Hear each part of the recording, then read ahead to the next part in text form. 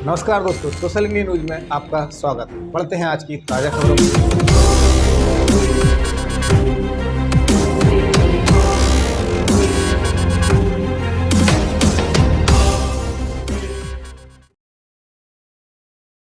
अब मुस्लिम महिलाओं का जीवन होगा खुशहाल। यूसीसी के बाद तलाक हुआ तो होगा ये बड़ा फायदा। समान नागरिक संहिता लागू यानी यूसीसी होने के बाद एक तरफ मुस्लिम महिलाओं को निकाह, हलाला, इद्दत, 3 तलाक जैसी मुसीबतों से निजात मिलेगी, वहीं कानूनन तलाक लेने पर अब उन्हें आर्थिक फायदा भी मिलेगा। विशेषज्ञों के मुताबिक अगर किसी की एक से ज्यादा बीवियां हैं तो हर तलाक लेने वाली पत्नी को इसका फायदा मिलेगा। देश के 2 राज्यों गोवा और उत्तराखंड में समान नागरिक संहिता यानी यूसीसी लागू हो गई है। जहाँ गोवा में काफी समय से यूसीसी लागू थी, वहीं उत्तराखंड में इसे हाल में लागू किया गया है। उत्तराखंड में यूसीसी लागू के बाद हिंदू और मुसलमानों समेत सभी धर्म के पर्सनल लॉ बेअसर हो गए हैं। इससे अब यहाँ मुस्लिम महिलाओं को निकाह, हलाला, इद्दत, खुला जैसे इस्लामी कानूनों से छुटकारा मिल गया है। यही नहीं, तलाक होने पर अब वे कानून के मुताबिक गुजारा भत्ता की हकदार भी होंगी। कानून के जानकारों का कहना है कि अगर किसी मुस्लिम पुरुष की एक से ज्यादा बीवियां हैं तो हर तलाक लेने वाली पत्नी अलग गुजारा भत्ता की हकदार होगी।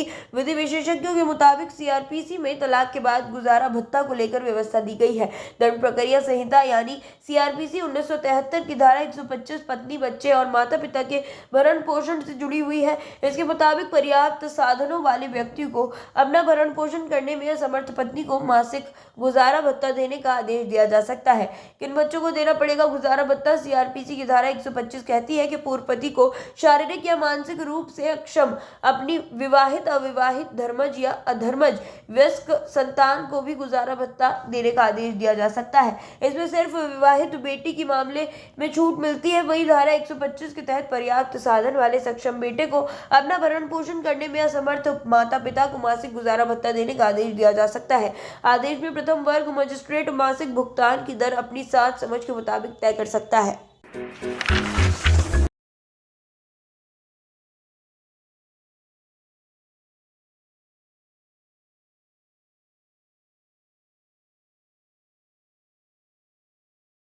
मक्की दालों की डिमांड फिर भी एमएसपी से नीचे बेचने को मजबूर किसान।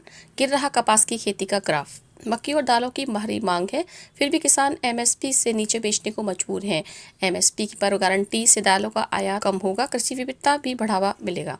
केंद्र सरकार की ओर से मसूर, अरहर, उड़द, मक्की की कपास की एमएसपी पर गारंटी से पंजाब की नुहार बदल सकती है। वहीं देश में दालों की खेती को बढ़ावा मिलेगा, इससे आयात में कमी आएगी। हालांकि पंजाब में इससे कृषि विविधता को बढ़ावा मिलेगा।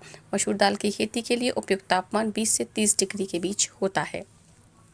मसूर दाल की खेती के लिए मिट्टी का पीएच मान 6 से 7.5 के बीच होना चाहिए। यह पंजाब के लिए बिल्कुल सही है। अक्टूबर से दिसंबर के बीच की जाती है। बीजों की बुवाई के बाद उन्हें पर्याप्त पानी प्रदान करना महत्वपूर्ण है, खासकर बुआई के बाद के 2-3 हफ्तों में। पंजाब के किसानों के लिए भी मसूर की खास किस्में मौजूद हैं। पंजाब में मसूर की दाल की खेती काफ़ी कम है, लेकिन किसान विशेषज्ञों का कहना है कि अगर 2023 में 29 लाख टन मसूर, अरहर और उड़द का आयात करना पड़ा, पिछले साल के मुकाबले आयात में यह करीब 40% की बढ़ोतरी है। पंजाब में वर्ष 2020 से 21 में मसूर समर्थन मूल्य 5100 रुपये प्रति क्विंटल था। अभी मसूर का मार्केट मूल्य करीब 6100 से 6125 रुपये प्रति क्विंटल है, जो न्यूनतम समर्थन मूल्य से कम है। कुछ महीने पहले मसूर का मूल्य 7500 से 8000 रुपये प्रति क्विंटल था। किसान नेता बलवंत सिंह का कहना है कि इस साल मसूर की फसल 19 लाख हेक्टेयर क्षेत्र में लगाई गई थी। यह बीते साल की तुलना में 4.40% अधिक है। दरअसल वैश्विक बाजार में ऑस्ट्रेलिया भी प्रमुख उत्पादक देश है। वर्ष 2023 से 24 में ऑस्ट्रेलिया का मसूर उत्पादन 14 लाख टन हुआ है। पिछले साल 39.70% बढ़ा दालों का आयात। प्रोफेसर हरी सिंह बराड़ का कहना है कि 3 दालें मसूर, अरहर और उड़द के पिछले साल 39.70% आयात बढ़ा है। कैलेंडर ईयर 2022 के दौरान इन तीनों का आयात करीब 20 लाख टन रहा था। बीते 2023 में जनवरी से दिसंबर के दौरान इन 3 कमोडिटी का आयात बढ़कर 29 लाख टन तक पहुंच गया है। यह दालें पंजाब का किसान आसानी से उगा सकता है। मसूर की दाल की कीमत मार्केट में ऊपर नीचे होती रहती है, इसलिए किसान घबराता है। पंजाब में खेती काफ़ी कम रकबे में होती है, लेकिन अगर गारंटी मिल जाती है तो यह पंजाब के लिए अच्छा होगा।